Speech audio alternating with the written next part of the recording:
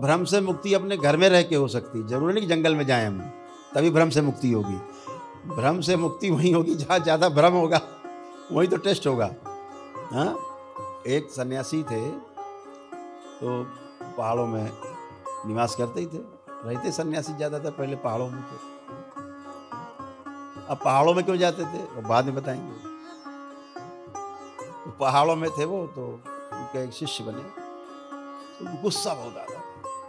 तो तब ये दरबार बना नहीं था, नहीं वो यहाँ आते तो गुस्सा क्षण में गायब हो जाता। तो तब दरबार था नहीं, तो वो वहाँ पहुँच गए महाराज जी के पास।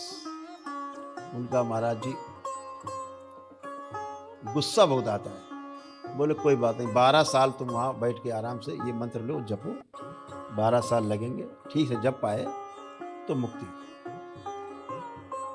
हुआ भाई, मरता क्या न करता। उनको गुस्से से इतना गुस्सा था कि अपने हाथे पैर काटने को उद्यत हो जाते थे। तो भाई 12 साल बाद बड़े खुशी खुशी नहा धो के चंदन लगा के, जब 12 साल हो गए, नहाया धोया, मार इत्र लगाया, चंदन अंदन लगा के गुरु के सामने प्रस्तुत हुए कि प्रभु आज बड़े खुशी के दिन। बोले क्या हो गया आज? बोले आज 12 वर्ष पूरे हो गए। महाराज जी ने कहा देखो भाई, अब फिर 12 साल। बोले मंत्र वही पुराना है, 12 साल। बोले ये कैसी ज्यादती है? बोले गुस्से से मुक्ति चाहिए, हाँ तो 12 साल हो। तो बेचारे 12 साल और लगाए, फिर आए 12 साल बाद, फिर अपना नहा धो के चंदन लगा के प्रस्तुत हुए। गुरुदेव 12 वर्ष व्यतीत हो गए। बोले से गिने?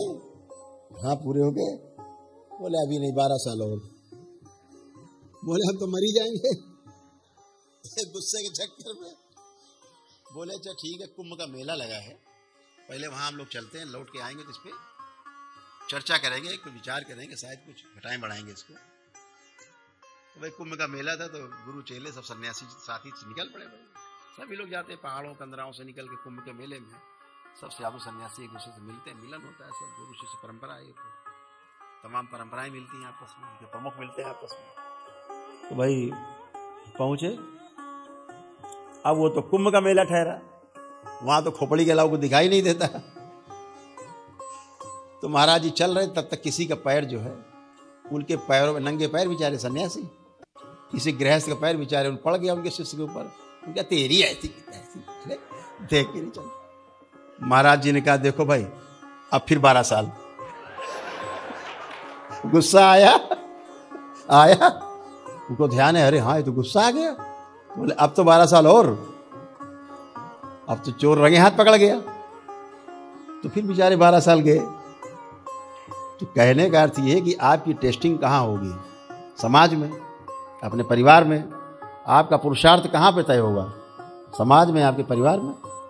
नहीं तो तय होगा कि जंगल में तय होगा पुरुषार्थ। बड़े पुरुषार्थी हैं, 20 को मार देते हैं अकेले, वहाँ है ही नहीं एक आदमी 20 का मार देते। यहाँ 20 इकट्ठा के 200 इकट्ठा आओ मैदान में, तो यहाँ तुम्हारी टेस्टिंग होगी।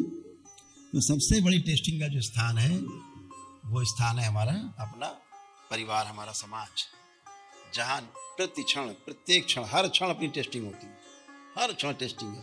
टेस्टिंग में पास होते जाते हैं, अपने आप अपने नंबर देते जाते हैं। हाँ भाई हम तो पास हो गए। जैसे हम पूछते बार बार, आप गुस्सा तो नहीं आ रहा? नहीं। कोई विचार तो नहीं आ रहा गंदा? कहते नहीं। तो टेस्टिंग होती ना यही। अब ये अलग है कि हम लोग चल के कहीं ऊपर पहाड़ों में शिविर लगाते तो वहाँ भी यही होगा, लेकिन ऐसा व्यवस्था में है कि हम अपने को टेस्ट करते हैं। तो समाज में रह करके हम जब जैसे बनते हैं, जैसे होते हैं, तो हमारा आचरण ही हमारा प्रमाण होता है, शब्द प्रमाण नहीं है। जो तमाम जगह बताया गया शब्द प्रमाण है, शब्द प्रमाण बिल्कुल नहीं है।